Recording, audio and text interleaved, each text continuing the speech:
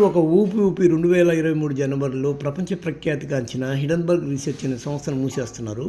దీనికి గల కారణాలు ఏంటి అంటే, నాథన్ అండర్సన్ ఏమంటాడు అంటే, లేదు మా కంపెనీ టార్గెట్లు ముగిసాయి. ఈ కంపెనీని ఇక నడపడం మా వల్ల ఐడియాలు చాలట్లేదు. ఇక్కడితో దీని యొక్క ప్రస్థానాన్ని ముగించేస్తున్నాం అని చెప్పడంతో పాటు ఒక కీలకమైన ఒక పిచ్చి కామెంట్ చేశాడు. అదేంటి అంటే, విజయవంతమైన కెరీరు స్వార్థపూరిత చర్యలకు దారితీస్తుంది అని తనతో ఎవరో అన్నారంట.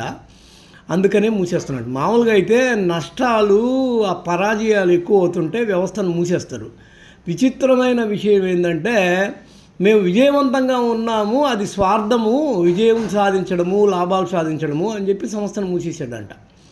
అంటే ఆ స్థాయికి ఎదిగిపోయాడు. అంటే మళ్ళీ దీనిలో ఇంకో కీలకమైన కామెంట్ ఏంటంటే, మాకే బెదిరింపులు, ఒత్తిళ్ళు లేవు, మా కుటుంబానికి ఇందులో ఎలాంటి అనుభవం లేదు, చాలా వింత వాదన.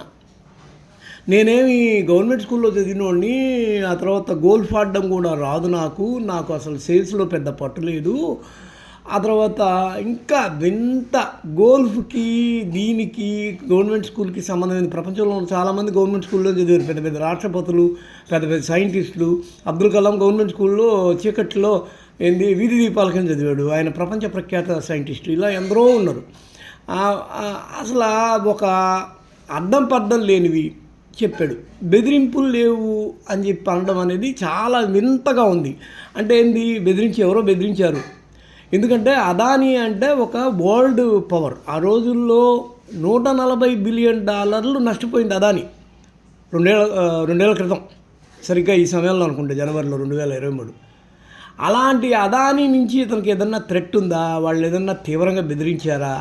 అయితే ఇతను జెరూసలేంలో ఈ అంబులెన్స్ డ్రైవర్గా పనిచేసినోడు ఇక్కడ ఈ స్థాయికి, ప్రపంచ ప్రఖ్యాత స్థాయికి వచ్చాడు. వీళ్ళది ఏంటంటే కంపెనీ షార్ట్ సెల్లర్ కంపెనీ. అంటే ఒకళ్ళ యొక్క వీక్నెస్ని పట్టుకొని వాళ్ళని ఊపి, వాళ్ళు చాలా తక్కువ ధరకి పడిపోతే వాళ్ళది షేర్లు కొని ఆ తర్వాత వాళ్ళని మళ్ళీ, అంటే ఒక టైప్ ఆఫ్ క్రైమ్ని బయట పెడతామని వీళ్ళే పెద్ద క్రైమ్ చేస్తుంటాడు. సెబీ కూడా వీళ్ళకి నోటీసులు ఇచ్చింది, పార్లమెంట్లో దద్దరిల్లింది, సుప్రీంకోర్టు కూడా చాలా తీవ్రంగా దీని మీద కామెంట్ చేసింది. అంత పెద్ద వ్యవస్థ సడన్గా మూస్తున్నాడు అంటే బెదిరింపులు, వ్యక్తిగత కారణాలు లేవు అని ఎలా అనుకుంటాం అనేది ఒక పెద్ద చర్చగా మారింది.